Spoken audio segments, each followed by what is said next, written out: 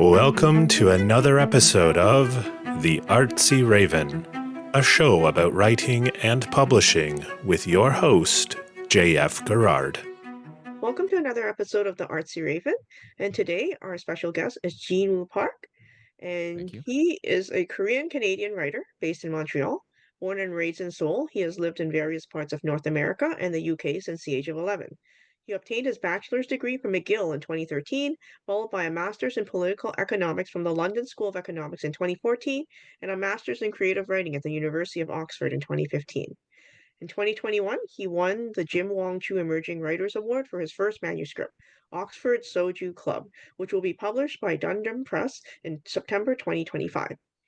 He has also been actively working as a literary translator after winning the Emerging Translator Award from the Literary Translation Institute of Korea in late 2023. And he is also an editor for Ricepaper magazine. So welcome. Thank you. Oh, glad to be here. So I see you've been collecting degrees over your life here. Yes, So I how have. did you get into writing? I mean, economics and then writing are kind of different, you know? Yeah. So I think writing was it started as a coping mechanism when I was depressed in pre-med. And before Pre-med, that, wait a minute, that didn't make it to your to your yeah, I know. biography. Okay. Yeah, I know. So I started McGill with pre-med, and I had no idea what I was doing. Let's just to put that into perspective. It was just something that was it was a path that was given to me by my parents as Oh yes. a very attractive option, right? A Mhm. lucrative option. And I was I wasn't thinking. I thought, okay, I'll do it. And then I realized it was making my life miserable at McGill. So I started writing as a coping mechanism. I started writing all sorts of stories. I was super into sci-fi and surrealism back then. I had been an avid reader all my life. Spent my days in the library when I was in high school and before, particularly because also like I was uh, I was a bit of a loner when I was growing up in Vancouver after we moved to Canada. So library was my hangout place, and during university, I started writing, and then at some point, I started taking classes at the local library called the Atwater Library. They were holding classes for just beginners writing workshops and stuff like that. And yeah, that's how I sort of fell into writing more seriously. And the first time I expressed to my father that I want to be a writer, he took me to a bookshop. He took me to the Kamloops Indigo because that was because nearby there, that was where the family gas station was. So he took me to the Kamloops Indigo, and he asked me like, "How many books do you see around here?" And I said like, "Well, there's thousands, like even more." And he told me, "How many copies for each title do you think they sell?" And I thought to myself, okay, I see where you're going here. So I'm just gonna say a dismal amount. And then he told me, yeah, so this is like, first of all, to get into this bookstore is already a hard task to do. Like, there's no guarantee for that. But then you also have to sell enough books for you to make a living. You're not going to be John Grisham, like you're not going to be James Patterson. Like the chances are that you will be one of these, one of these like numerous backlist titles that maybe sells like one or two copies a year. And I thought to myself, okay, you're telling me find a reasonable career. So that was why I did those two degrees, right? Like I did a poli sci and economics degree at LSC because I thought that would help me get jobs like at management consultancies and so on and so forth, while I got my creative writing degree to keep my passion going. um and ultimately I didn't use either of those degrees in my day jobs. So yeah, that's the story behind those early days of trying to discover who I was as a writer and education that came after that. Now you're Yeah, Korean, so I yeah. remember hearing from my Korean friends, when you're a baby, you're supposed to pick some sort of career. They put a bunch of objects in front of you, so do you remember what did you pick? Oh yeah, I picked a pen, um, Oh, and they thought that that meant I was gonna, study hard. lawyer. Yeah, yeah, something like that. You know what I mean? They were like, "Oh, he's gonna, ace the sunung, the annual like the university entrance exam test when he grows older, and he's gonna go to top school. He's gonna go to Seoul National, and he's gonna pass the notoriously difficult Korean bar exam, and he's gonna be a lawyer, and then a prosecutor, and then a judge. He's gonna.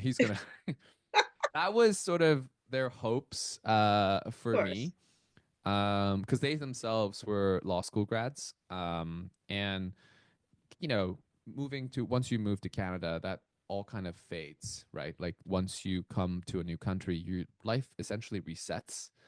Um, and then How old yeah, were they. you when you came over?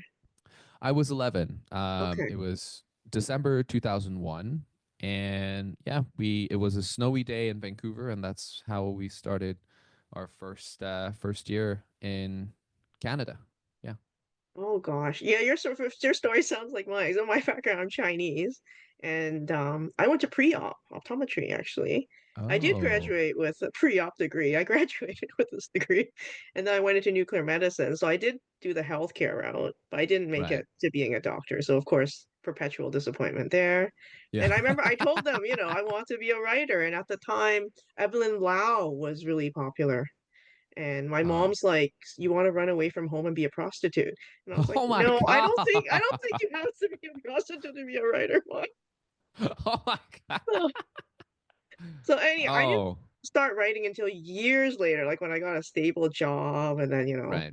could support myself. So, oh gosh. Yeah, Now, that's no, usually how it goes. Sorry to cut you off, but yeah, I think no, I think that's usually how it goes for a lot of people where tell themselves like I'm gonna wait until I'm stable and stuff like that. And then I think that I stopped thinking like that when I was mhm, in my late 20s because I realized my writing was changing and that if I just waited, I'm gonna lose all this raw energy that I have in my yes, 20s, yeah. and it's just like I'm going to never be able to see this again. So I'm going to start writing now, and that was probably the impetus to basically um, to actually write this book that is Mm. getting released in September. Yeah, So tell me a little bit about your book and what inspired it. What drew you to writing this story? yeah. So first of all, I'm a huge fan of buddy cop films, and I'm a huge fan of the Rush Hour films. Um, it's just something about it. It really always hit the right notes for me when I was growing up. And this coupled with my passion for there's in Korea there's also like a subgenre of films where North and South Koreans work together. Mm, Yeah. So when I first started this book, I just wanted to write something fun because it was 2018. I was coming off of a really bad year, just losing my job very spectacularly and things like that. So, um, and then I thought to myself, you know what? I'm gonna commit to just writing something, anything. Like, what do I want to write? What do I want to write?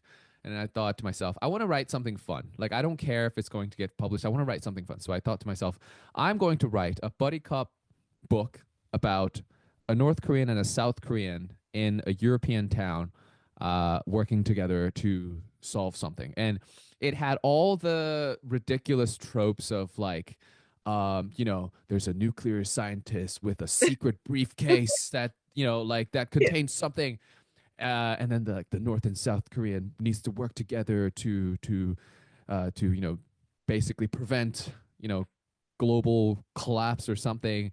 It was like those Mission Impossible films. There's a little girl to save because there's always a little girl to save. Oh my God. Yeah, and so there are car chases, like shootouts.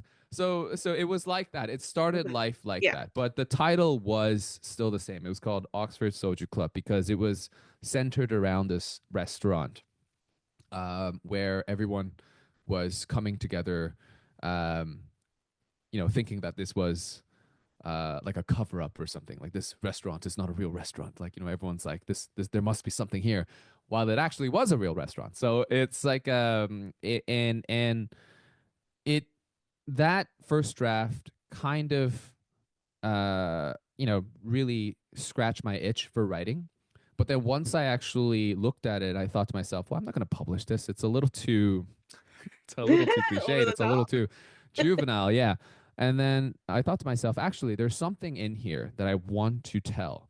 There is a story in here about diaspora identity, about how we wear all these different masks in our immigrant, like adopted societies in order to survive, how we are our own worst enemies, right? Like how in the Korean immigrant society, at least as far as I know, the Koreans are the worst enemies of other Korean immigrants. Like we have so much infighting going on in our There's a lot communities. in fighting in Chinese. I think in every Yeah, community. Like, yeah, yeah, yeah, 'cause, yeah, my background's Hong Kong. Like my family's from Hong Kong, and they're always like the mainland Chinese people. I'm like, but there's still Chinese people. yeah. But And, yes. and it's just like and there's like infighting within like Korean church communities, and it's just Hmm. why are we doing this? Like, why are we like defrauding each other, lying to each other? Like, Yeah. what do we gain from all this? So there was a story in there that I wanted to tell. So I rewrote this thing over the next like 5 years, multiple times. And the third rewrite was when it was much closer to what the book is now, and that's when I won the Wong-Chu Award, and that was the first validation actually that I received for this Cool. book. First real formal validation for my writing ability as well. So I'm very thankful for that to the Asian Canadian Writers Workshop and everyone involved. But yeah, so then I rewrote it a couple times more just to really flesh it out. And now the book is where it's at. Yeah. Cool. Now, while you were growing up here, like when you came, you were 11. So could you still read Korean books? And Yes. yeah. Yes. So I came to Canada fully being able to read, write, and speak in Korean, like just fully fluent in Korean. A lot of people lose that over the years, but my family. So a lot of times why that happens also is because a lot of families they say, okay, now you have to really assimilate into English Mhm. society. Like we want you to be a Canadian. My parents had a different idea. They were like, you must never forget that you Mhm. are Korean. You are like, it's a Yeah. little, maybe it's a little too much if I say this here, but like on the first day, on the first day of elementary school, because I was going into grade 6 in Maple Ridge, my dad, I was kind of nervous about my English. I was taking classes and I was pretty good actually. English was one of my top subjects in elementary school back in Korea. And my dad told me, listen, you're already coming here with a whole language already installed in you. You're already fluent in one language. That puts you above all these other kids who only known one language, who've only known one language in their entire life. So do not lose that confidence. Go in there, speak your get used to English. I know you're going to do well. So that beginning, that setup into English Canadian society really established this sense that I should be always proud of my Korean. Like I am, that I should always be proudly Korean. That I should be very unabashed about it. And my parents kept speaking Korean in the at the home. Made sure that we always kept up our Korean, and I also myself kept on reading in Korean too, like Korean books, Korean comics. Read a ton of Korean comics, like online and offline.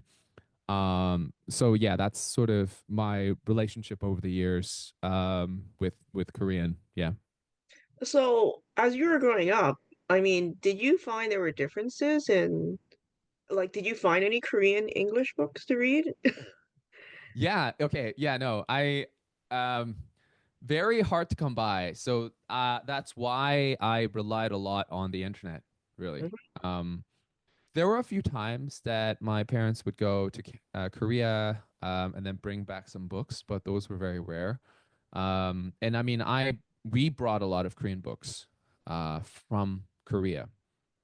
And for a while, like those really sustained me, but I needed something new, and that's where the internet really helped me a lot. I mean, I pirated so many movies from Okay, Korea. don't talk about that. Don't talk about that.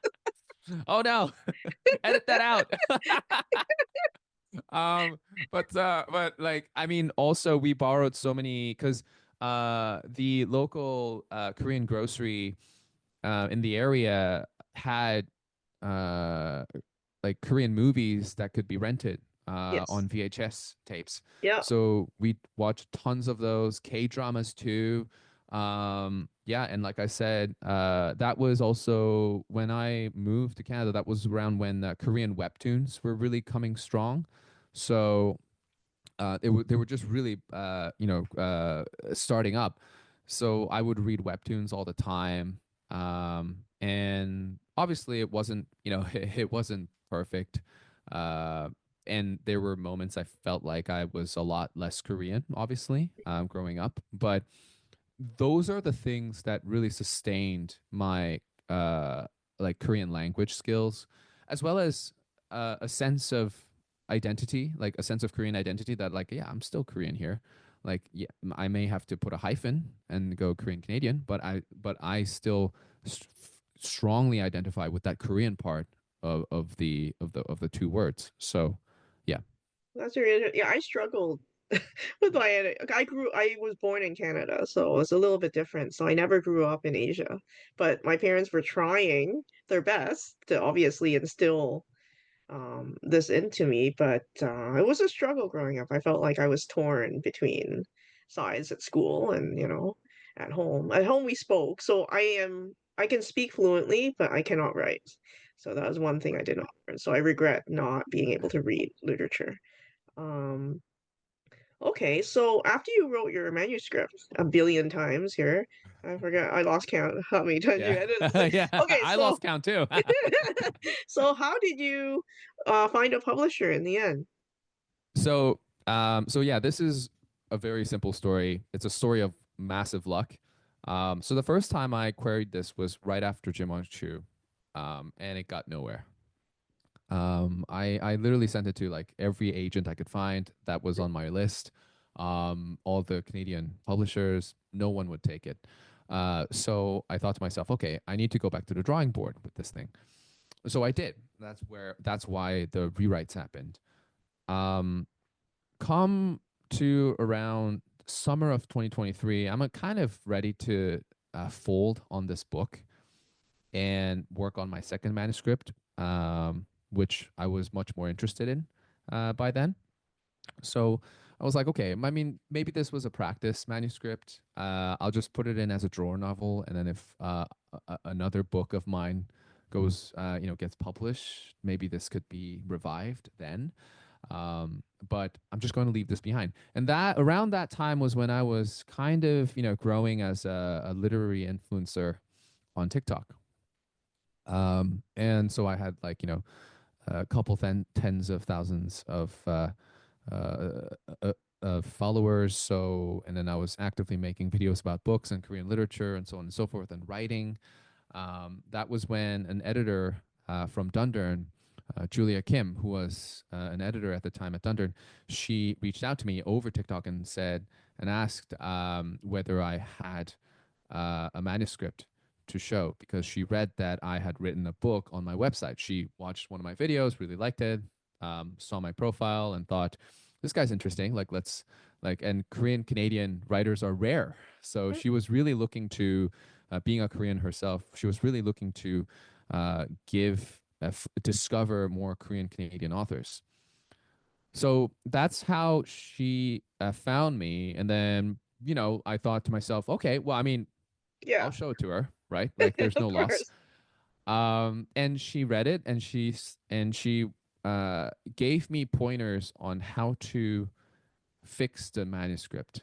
Um, because yeah, like for one thing was that the beginning was too heavy with a lot of just very it just dragged a lot, and that it needed to be lightened.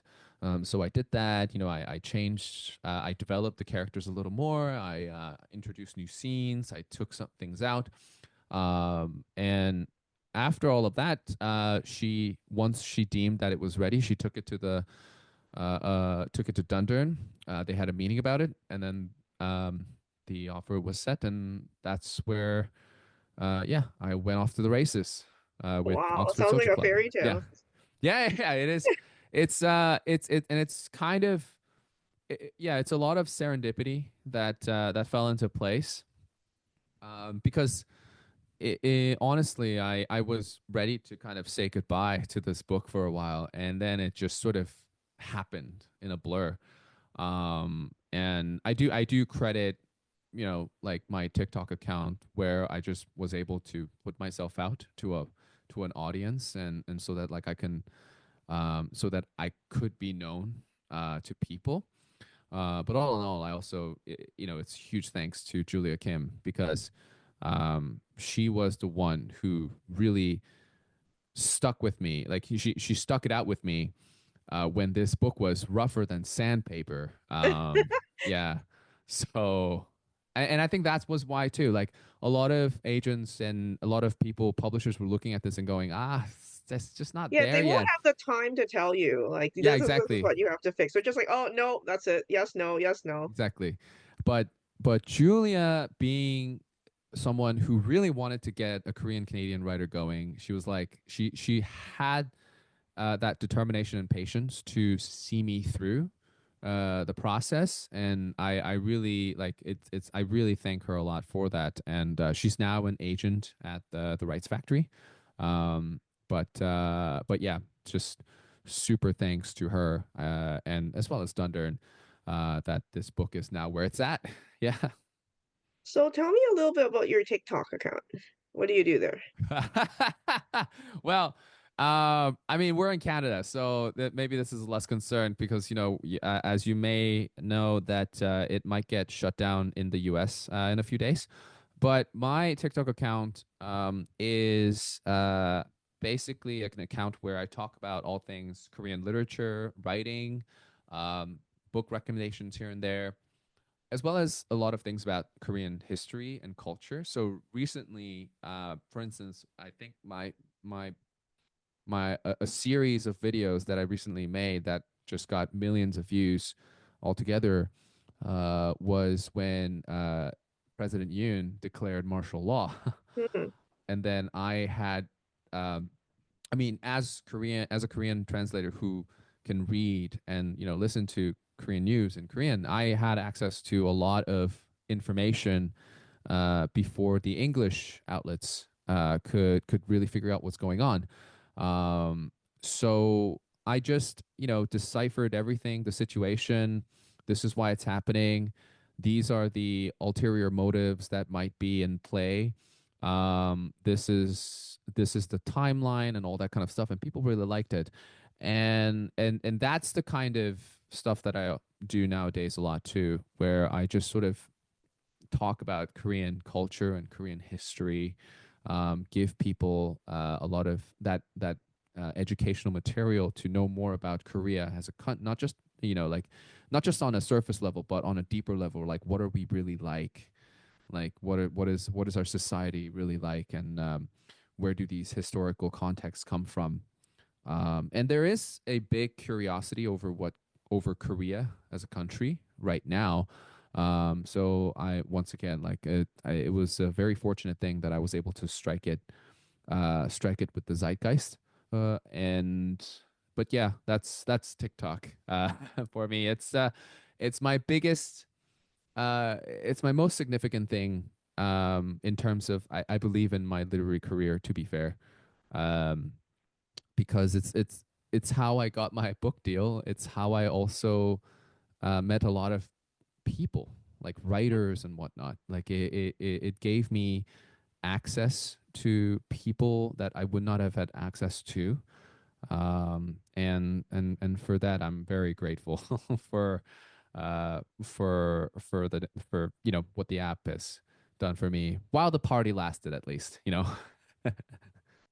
Okay, so you're going to do a bit of reading for us. Can you give us a little bit of context before you read and a little bit about what the book's about? Yes, of course. So, Oxford Soju Club is a book about a North Korean spy, a Korean American CIA agent, and a South Korean restaurant owner who gets entangled in a game of espionage in the city of Oxford after an assassination of a North Korean elite who is also a spy master.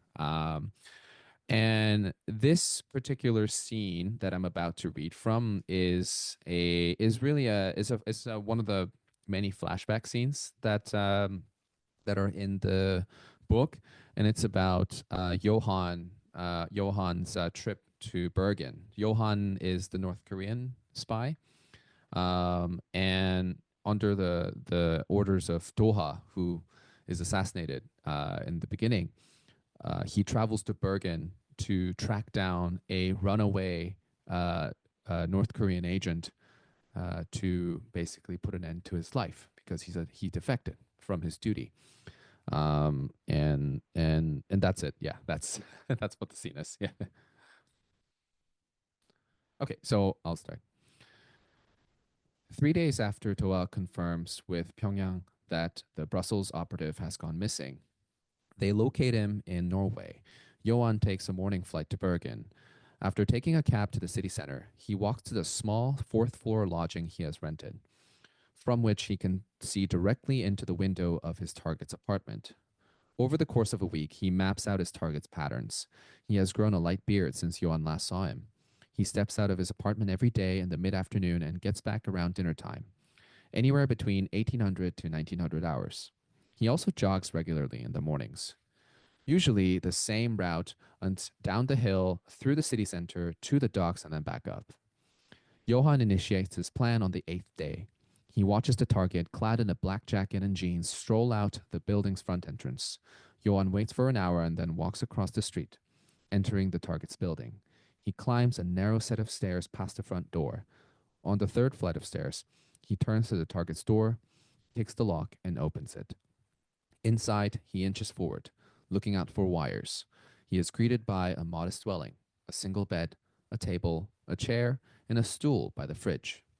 It is a mirror image of the space that he is temporarily occupying. Johan goes to the window, pulls back the curtains, and looks outside. The day is cloudy, and few people are in the streets. Beyond, he sees a mountain rising above the city. By his calculations, the man will arrive in approximately 2 hours. He drags the chair a bit so that he will be facing the door directly when the target enters the flat.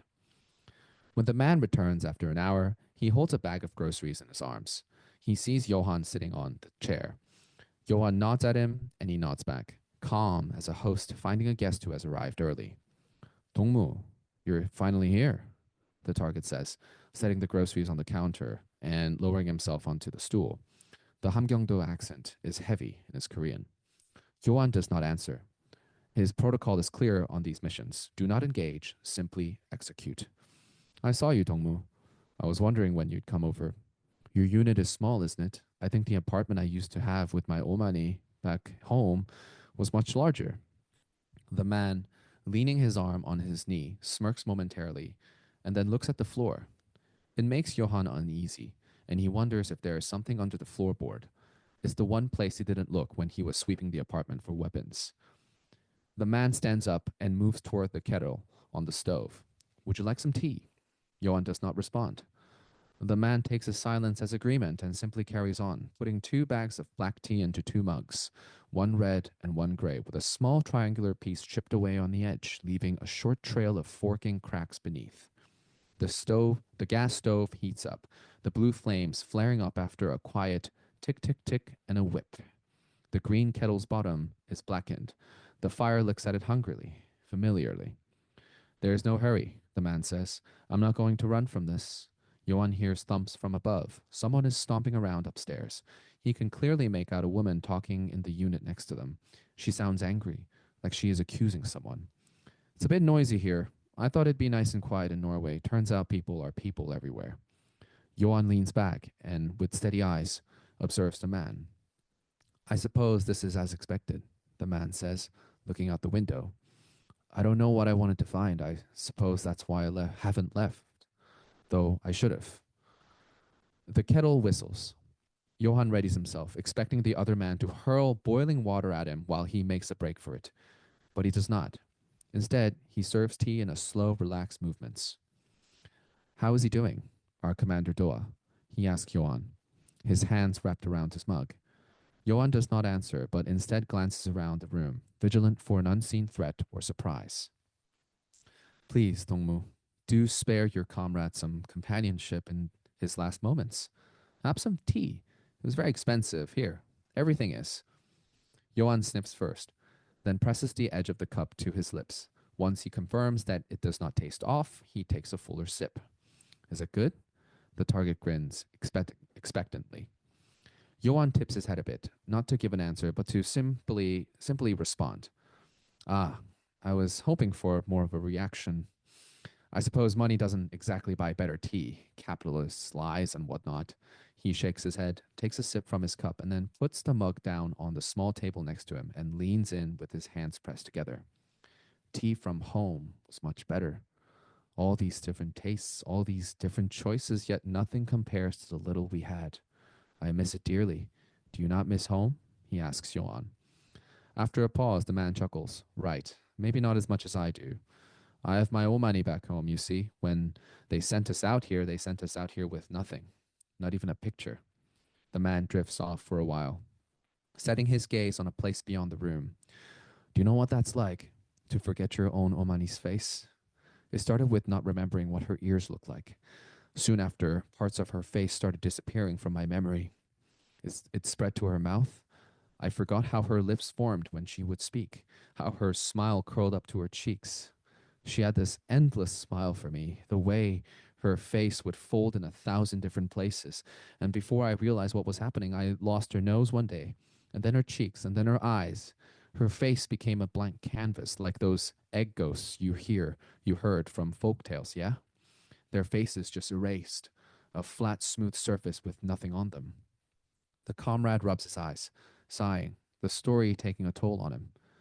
Then I saw her one night. I dreamed of her.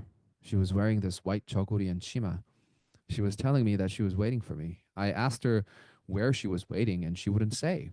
Why would she come to me then after all that time? I had to think something was wrong. With a quick glance, Johann checks his watch. He hopes he won't have to cut the comrade short. It is the last courtesy he wants to show him. So I asked the commander. I asked him if he could send her a message for me, and he told me he couldn't. I asked whether she was living in an apartment in Kaesong, like he told me. He refused to answer and said it was classified. Why would that be classified? I just wanted to know that she was okay, that she was provided for, like the dear leader promised. That was all I wanted to know. But the commander told me I didn't need to know anything, only to accept what I've been told, because his word was the word of the leader. But I knew that something was off because the dreams never stopped. She kept appearing, telling me that she was sorry. I kept asking her why she was sorry, but she simply kept crying. I knew something had happened to her. They said my Omani would be taken care of, yet she could be in the camps for all I know. Johann recognizes a familiar look in the comrade's face. It is a face of silent desperation that he has seen only in other children at the orphanage, the kind that creeps over when the situation is life or death. Yet there is nothing that can be done when hunger can't be helped because there simply is no food, or when pain from wounds can't be relieved because no one cares for you. The man flashes Johann a bitter grin. In a way, you are the fortunate one, my Dongmu. You have nothing you're tethered to. You're a floater.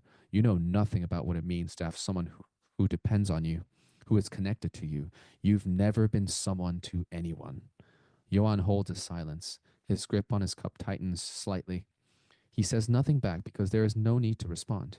Doa instructed him to not say anything and simply carry out the task. You must see it. We are all dead already. The moment we stepped on this foreign soil to do our duty, we all became empty husks. I really thought this would be the best for all of us. I thought I was doing something for my Omani back home, so I left with hope in my heart, but all I want now is to taste my Omani stew. The man sighs, and it looks as if he has finally made a decision he has put off for a long time. He finishes his tea in one gulp and puts his mug in the sink. Well, how will we do this? A pill. Which one? Johan takes a small black box from his coat and opens it, revealing a white pill with a red stripe. Ah, this one. At least Commander Doa shows me mercy. What will they say about me? He asks. Johan begins to recite what the commander prepared. You were on a mission to intercept a Russian politician's meeting with the Norwegians, but a Namjoseon spy discovered you. Your pursuers got close. They almost had you. As they were ramming down the door, you realized there was no way out. So you committed suicide and went down without spilling a word to the Republic's enemies. He nods with each beat of the story, listening carefully to Johan's words. Good, he says. Not that it matters. The comrade plucks the pill from its container and stares at it. He drags it around his palm with his index finger, lifts his head, and grins. Johan has never seen this kind of serenity in a man about to die. He has always had to do it either by force or without the target's knowledge. Johan points his chin to the pill, telling the comrade to get on with it. I hope you find something for yourself in the end, Dongmu. He pops it quickly in his mouth, swallowing once. He walks over to the bed, lies down, and closes his eyes. There's no struggle, nor the slightest utterance of pain on his lips. He simply falls asleep. After 5 minutes, Johan gets up and leans his head toward the man's chest. There is no heartbeat. Johan collects the comrade's gear, hidden in the cupboards behind a false panel, a standard setup according to Doha's training manual for his operatives. There he also finds the comrade's money and identification. He takes all but one of the passports and leaves it on the table for whoever discovers the body. Well, thank you. I see we've gained an audience of a cat here. yeah. I was like, oh, here he is. At first, I was like, what is that moving around on the side there? Okay. Yeah. What is that? What is that tail? I was like, maybe he's a nine-tailed fox. No, I was just kidding. Okay. All right. Well, thank you very much for being on our Yeah, of show. course. And we Oh, look thank you. forward to reading your book when it comes out. Oh, thank you for having me here. Yeah. For more upcoming episodes of the Artsy Raven about writing and publishing, visit us at jfgarage.com/arpodcast. A reminder to Patreon subscribers that there's bonus content available for every episode on the Patreon website. If you enjoyed the show, you can show your appreciation by buying us some digital coffee. The Artsy Raven is produced by J.F. Garrard. The voice in the show's introduction is Chris Gorman, and music is by Tim Moore. Thank you for tuning in. Until next time, stay safe.